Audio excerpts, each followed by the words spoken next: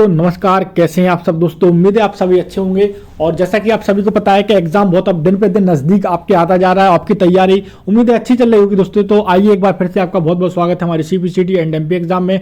अपनी क्लास को स्टार्ट करते हैं और देखते हैं अपना आज का पहला क्वेश्चन दोस्तों।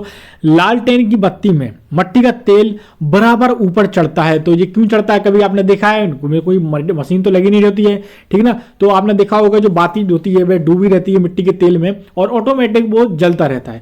तो किसके कारण वह ऊपर चढ़ता है? तो पृष्ठ के तनाव के कारण। किसके कारण दोस्तों? पृष्ठ के तनाव के कारण। आइए चलते हैं अगले क्वेश्चन की तरफ। बैरोमीटर में पारे का तल एकाएक गिरना प्रदर्शित करता है तूफान का, कि तूफान आने वाला है दोस्तों। अब चलते हैं अगले क्वेश्चन की तरफ। एक कमरे में पंखा चल रहा है तो कमरे की वायु का ताप बढ़ता है दोस्तों। क्या होता है? बढ़ता है। नॉर्मल सा फैक्ट था, ये तो आपको ही पता होगा। इसके बाद अगले क्वेश्चन की तरफ चलते हैं। दो वेक्टर जिनका मान अलग है उनका परिणाम शून्य हो सकता है दोस्तों। क्या हो सकता है? उनका परिणाम शून्य हो सकता है। इसके बाद अगला क्वेश्चन है। पत्थरों से भरी कोई नाव नदी में तैर रही है, यदि सारे पत्थर नदी में गिरा दिए जाएं तो पाली का तल वही रहेगा। याद रखिए क्या हो जाएगा? तो पाली का जो तल होता है वह वही रहेगा। इसके बाद चलते हैं अगले क्वेश्चन की तरफ। अगला क्वेश्चन है। ध्वनि तरंगे नहीं चल सकती, निर्वात में नहीं चल सकती। किस में नहीं चल सकती दोस्तों? निर्वात में ध्वनि तरंगे नहीं चल सकती हैं। अब चलते हैं अगले क्वेश्चन की तरफ। अगला क्वेश्चन है। ट्रांसफार्मर का प्रयोग किया जाता है, तो ट्रांसफार्मर का प्रयोग प्रत्यावर्ती वोल्टेज को उच्च और निम्न करने में। आपने देखा होगा ट्रांसफार्मर लगे रहते हैं, आपके घर के आसपास भी लगे हुए, जो बिजली का जो वोल्टेज आता है उच्च या निम्न उसको कंट्रोल करता है ये। अब बढ़ते हैं अपने अगले क्वेश्चन की तरफ। अगला क्वेश्चन आप स्क्रीन पर देख रहे होंगे कि बांध के नीचे की दीवारें मोटी बनाई जाती हैं क्योंकि गहराई के बढ़ने के साथ द्रव्य का दाब भी बढ़ जाता है दोस्तों। क्या होता है? द्रव्य का दाब भी बढ़ जाता है। चलते हैं अगले क्वेश्चन की तरफ। अगला क्वेश्चन आप देख रहे होंगे कि द्रव्यों का वह गुण जिसके कारण यह अपनी विभिन्न परतों में होने वाली गति का विरोध करता है वह कहलाता है श्यानता कहलाता है। आपको याद रखना है एक चीज, हमारी जितनी भी क्लासेस चल रही हैं अभी आपको लेक्चर के तौर पर अटेम्प्ट करना है। खाली आपका काम सुनना है। अगर नोट करना चाहते हैं तो नोट भी कर सकते हैं, लेकिन जितना हो सके सुनिए, क्योंकि हम बार बार आपको हर क्लास में रिपीट करते हैं यही बात। आज फिर आपको बता रहे हैं कि क्लास लेक्चर के तौर पर सुनने से ये हो जाएगा, क्योंकि हम कुछ क्वेश्चन को अगली क्लासों के क्वेश्चन इसमें डाल देते हैं, ठीक ना। उससे होगा क्या? जैसे ही हम क्वेश्चन पढ़ेंगे आपको याद आ जाएगा कि हाँ सर ने ये क्वेश्चन को हमको कल पढ़ाया था, इसका आंसर ये है। तो ऐसे भी आपको बहुत सारे क्वेश्चन याद हो जाएंगे। तो 5 से 6 क्वेश्चन इसमें इंक्लूड कर देते हैं। तो आइए बढ़ते हैं अपने अगले क्वेश्चन की तरफ। अगर इन क्वेश्चनों को लेकर कोई डाउट्स, कोई कंफ्यूजन है तो आप हमसे डिस्कस कर सकते हैं कमेंट बॉक्स में। चलते हैं अगले क्वेश्चन की तरफ। निम्नलिखित में से कौन एक यौगिक है? तो रेत क्या है? एक यौगिक है। अगला क्वेश्चन है। व्यंजक चूर्ण है, तो व्यंजक चूर्ण क्या है? ये भी एक यौगिक है। अगले क्वेश्चन की तरफ बढ़ते हैं। अगला क्वेश्चन है। गैसों की श्यानता ताप के बढ़ने पर बढ़ती है दोस्तों। क्या होता है? गैसों की जो श्यानता होती है वह ताप के बढ़ने पर बढ़ जाती है। अब अगला क्वेश्चन है। ठंडे देशों में झीलों के जम जाने के पश्चात भी जलीय जीव जंतु जिंदा रहते हैं। ये आपने कभी सोचा होगा कि जब पूरी झील में बर्फ जम जाती है तो उसके नीचे की जो जीव जंतु रहते हैं, जैसे मछली हुई, ऑक्टोपस हुआ, बहुत सारे जानवर रहते हैं, तो बर्फ के नीचे का जल 4 डिग्री सेंटीग्रेड पर होता है। याद रखिए, ऊपर भले ही यहाँ पर बर्फ जम जाती है। अब आपको हम एक इन्फॉर्मेशन देना चाहेंगे जो कि हर क्लास में आपको देते आ रहे हैं दोस्तों। जैसा कि आप सभी को पता है कि हमारे इस channel CPCT and MP exam के द्वारा 3000 क्वेश्चनों की एक पीडीएफ तैयार की गई है दोस्तों। 3000 प्लस ही क्वेश्चन रहेंगे, जिसमें आपका कंप्यूटर रहेगा, सामान्य विज्ञान रहेगा, इसके साथ साथ हिंदी रहेगी, और एक और नया सब्जेक्ट जो जुड़ा है वह सामान्य प्रबंधन, यानी 5 सब्जेक्ट, यानी मध्य प्रदेश शासन भी है, मध्य प्रदेश सामान्य ज्ञान भी है। 5 सब्जेक्ट की अलग अलग पीडीएफ आपको मिलेगी मात्र 39 रुपीज में, यानी 39 रुपए में मिलेगी। कंटेंट बहुत सारा है, 3500 के लगभग क्वेश्चन होंगे, उससे ज्यादा क्वेश्चन निकलेंगे। बस आपसे परचेस बहुत कम मैंने इसकी प्राइस रखी है, वो इसलिए क्योंकि जो टाइपिंग की मेहनत लगे दोस्तों वही लेना चाहते हैं। बाकी कोई ऐसा नहीं है। अगर आप परचेस करना चाहते हैं तो परचेस कर सकते हैं। परचेस करने के लिए हम आपको एक नंबर लिख देते हैं 786 940 71 89 दोस्तों। इस नंबर पे आप हमको व्हाट्सअप मैसेज कर सकते हैं और पीडीएफ लिख सकते हैं। हम आपको बता देंगे कैसे लेना है, कैसे परचेस करना है। नंबर क्या था एक बार फिर से देख लीजिए, 786 940 71 89 दोस्तों। इस नंबर पे आप मैसेज कर देना। नंबर मैंने डिस्क्रिप्शन में दे दिया है, वहां से भी आप हमको व्हाट्सएप पर मैसेज कर सकते हैं। प्लीज दोस्तों कॉल मत कीजिए, बहुत कॉल आ रहे हैं। आप व्हाट्सएप मैसेज कीजिए, हम आपका जरूर रिप्लाई देते हैं। कॉल मत कीजिए, बहुत ज्यादा कॉल आते हैं दोस्तों। आपसे विनम्र निवेदन है, आपको जो भी पूछना है, जो भी आपको कंफ्यूजन है, तो आप प्लीज व्हाट्सएप पे हमको मैसेज कर दीजिए, हम आपको हर रिप्लाई देंगे। प्लीज पर कॉल मत दीजिए, बहुत कॉल आ रहे हैं दोस्तों। प्लीज पढ़ाई के समय आप अपना जितना हो सके एकत्रित ध्यान रखिए, डेली वाइज आप टारगेट बेस्ड लेकर पढ़िए, ठीक है ना। अब चलते हैं क्वेश्चन की तरफ। क्वेश्चन हमारा, यदि पृथ्वी पर वायुमंडल ना होता तो दिन की अवधि अधिक होती। दोस्तों क्या होता, दिन की अवधि बढ़ जाती।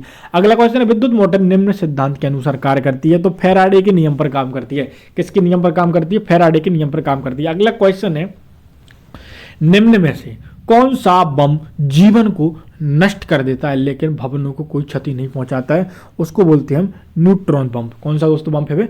न्यूट्रॉन बम। अब बढ़ने अगले क्वेश्चन की तरफ। अगला क्वेश्चन है, परमाणु बम में निम्न सिद्धांत पर कार्य करता है, नाभिकीय विखंडन पर। किस पर करता है? नाभिकीय विखंडन पर। अगला क्वेश्चन है, प्रकाश विद्युतीय सेल प्रकाश को विद्युतीय में बदल देता है। दोस्तों प्रकाश विद्युतीय सेल क्या करता है? प्रकाश को विद्युत में बदल देता है। अगला क्वेश्चन है, घरों में पंखे बल्ब आदि किस क्रम में लगे होते हैं? तो सारे के सारे हमारे समांतर क्रम में ही लगे होते हैं। अगला क्वेश्चन है, एक्स किरणों की खोज किसने की थी? तो रोंजन ने की थी।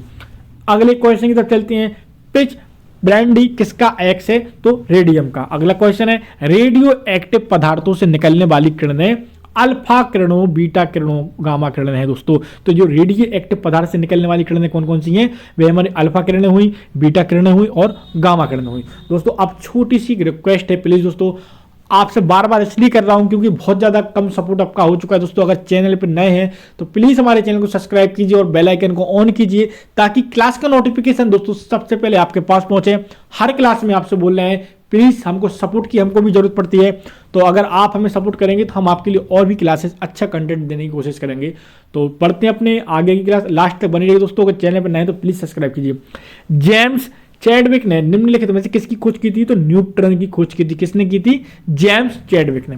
अगला क्वेश्चन है, द्विनाम पद्धति के प्रतिपादक हैं। तो कार्बन लीनियस है। अगला क्वेश्चन है, अमोनिया क्लोराइड का घोल है एसिडिक है। क्या दोस्तों? एसिडिक है। अमोनिया क्लोराइड का घोल एसिडिक है। अगला क्वेश्चन है, शीतलीकरण में निम्नलिखित में से कौन सा तत्व ऑक्साइड है? तो नाइट्रोजन है। अगले क्वेश्चन की तरफ चलते हैं, मानवीय महिलाओं के प्रजनन में कौन सा हार्मोन तेजी से वृद्धि होती है? तो एस्ट्रोजन की, ठीक ना।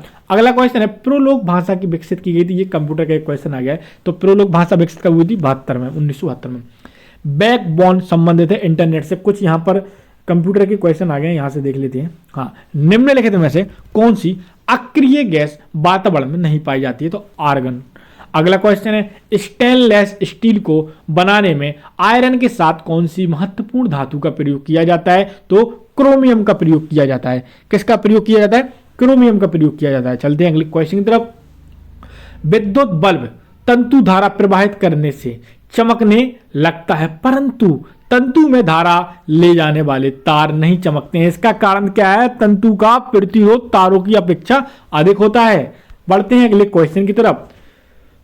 एक अश्व शक्ति में कितने वाट होते हैं? तो एक अश्व शक्ति में 746 वाट होते हैं। कितने वाट होते हैं? 746। निम्नलिखित में से कौन उपधातु है? Arsenic, antimony, bismuth. तो ये क्या है? हमारी एक उपधातु है।